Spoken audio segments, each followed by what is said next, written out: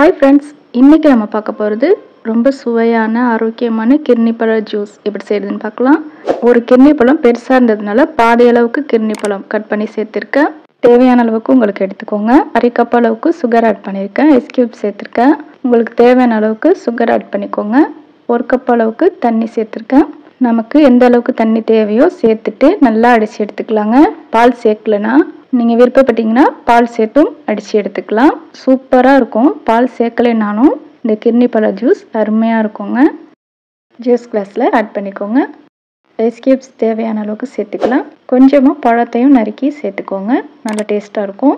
சுவையான இந்த கிர்னி பழ ஜூஸ் பார்த்தோம். வேறு ஒரு இன்ட்ரெஸ்டிங்கான ரெசிபியோடு சந்திக்கிறேன் ஃப்ரெண்ட்ஸ். லைக் பண்ணுங்கள். இன்னுமே நம்ம சேனலை சப்ஸ்கிரைப் பண்ணாமல் பார்க்குறீங்கன்னா சப்ஸ்கிரைப் பண்ணி சப்போர்ட் பண்ணுங்கள் ஃப்ரெண்ட்ஸ். தேங்க்ஸ் ஃபார் வாட்சிங் ஃப்ரெண்ட்ஸ்.